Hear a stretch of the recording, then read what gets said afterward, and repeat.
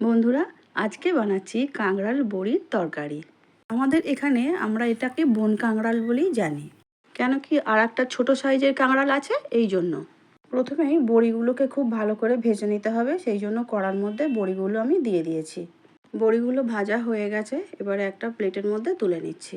বর্ষাকাল বড়িগুলো কীরকম ভেবনো ফুটে গিয়েছিল, তাই আগের দিন যখন রান্না করেছিলাম অনেকটা বড়ি একসঙ্গে ভালো করে তেল দিয়ে ভেজে রেখেছিলাম, আর বাকি বড়িটা আজকে একটু কড়ার মধ্যে শুধু নেড়ে নিলাম।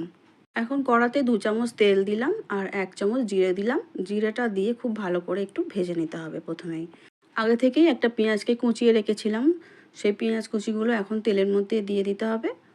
জিরাটা মোটামুটি ভাজা হয়ে গেছে, এবারে কেটে রাখা পেঁয়াজ কুচিগুলো তেলের মধ্যে দিয়ে দিলাম। এবারে পেঁয়াজটাকে খুব ভালো করে ভেজে নিতে হবে।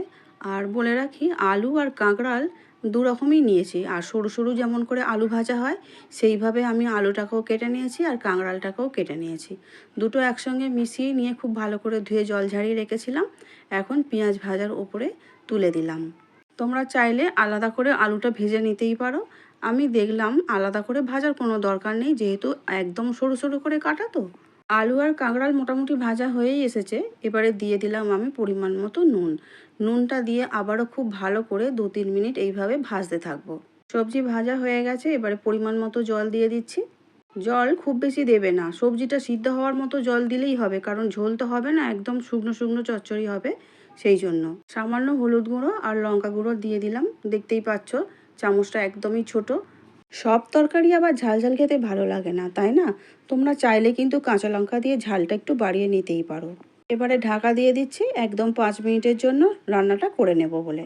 5 মিনিট পর ফিরে এলাম। সবজি খুব ভালো করে সিদ্ধ হয়ে গেছে। এবারে ভেজে রাখা বড়িগুলোকে তুলে দিতে হবে। বড়িগুলো তুলে দেওয়ার পরে সবজির সঙ্গে খুব ভালো করে মিশিয়ে নিচ্ছি।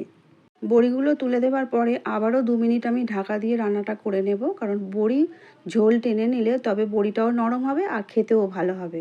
সব শেষে দিয়ে দিলাম একটু ম্যাগির মশলা। ম্যাগির মশলা দিলে তরকারিটা খুব ভালো গন্ধ হয়, সেই জন্যই আমি দিলাম। তোমাদের ভালো না লাগলে তোমরা দিও না। ম্যাগির মশলা দেওয়ার পরে আরও 2-3 মিনিট খুব ভালো করে নাড়াচাড়া করে নিয়েছি। তরকারি একদম শুকনো শুকনো হয়ে গেছে। রেডি হয়ে গেল আমাদের কাঁকড়াল বড়ির চচ্চড়ি। আমি একটা সার্ভিং প্লেটের মধ্যে তুলে নিচ্ছি।